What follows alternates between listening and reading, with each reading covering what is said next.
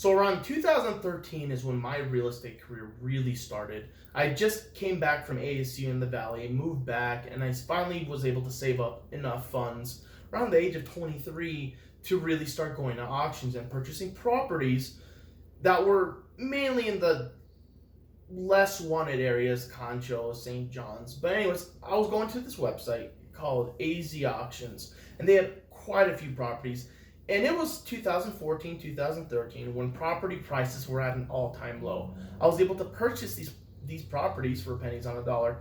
And I have to say, quite a few people kind of gave me a hard time over it because this isn't necessarily a very well respected area.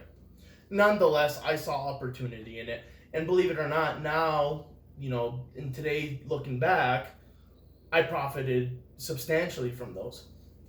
Around 2015 is when I finally started setting my sights on residential transactions. And I looked at my first home. And I got a real estate agent, started talking to several in town, and really starting to find my bearings. And I went through about 2 or 3 agents. Some of them weren't taking me serious, some were being unresponsive. But nonetheless, I did find an agent that I liked. And we started looking at homes.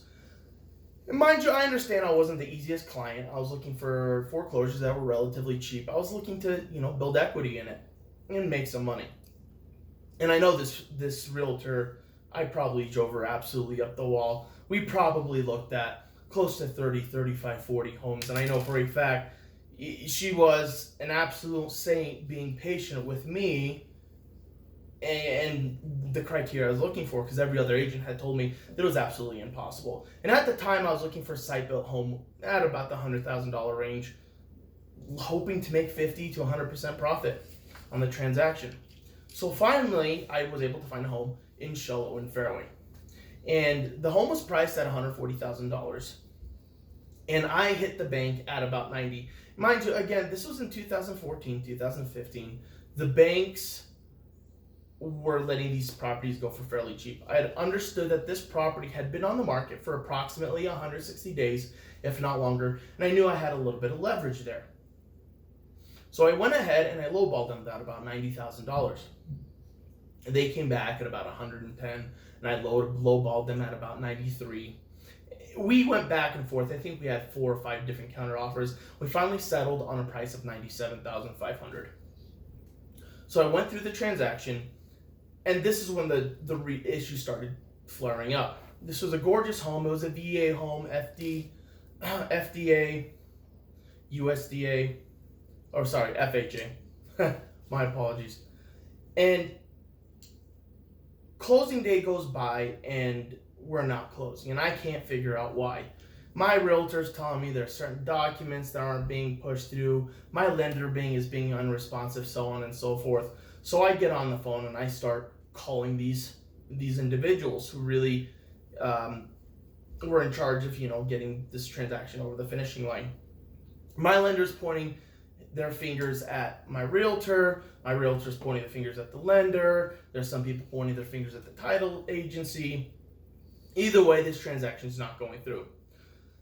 We blow through the second closing date, and I have to ask for a second extension. Mind you, at this point, I can tell the bank's getting a little bit fatigued. They're getting tired of this back and forth.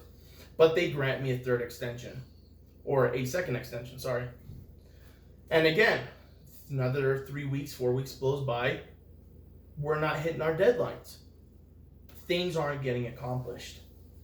So then we asked for a third extension. And mind you, at this point, the bank's like, this is the last one you're getting. You have 2 weeks. Let's close this transaction. And we go back and forth. My realtor, again, there's more finger pointing, so on and so forth. But looks like that we're able to get this deal through. And we're close. We're very close. Day of signing happens, which is on the last day. Obviously, it's closing day. Walkthrough's done. Everything's done. And the realtor says, we're going to get a mobile signer up here, get everything taken care of. Okay, perfect. Sounds like he handled everything. Turns out, the signer wasn't coming.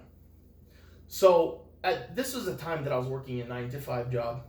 And I drop everything. I tell my boss, listen, this is the last day. After this, the deal's dead. We need to go.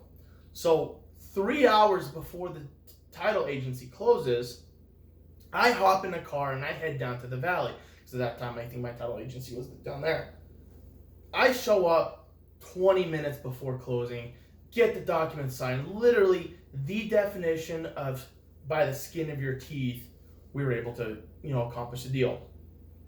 Once everything was said and done, I'm glad, everybody was able to help me the way they were.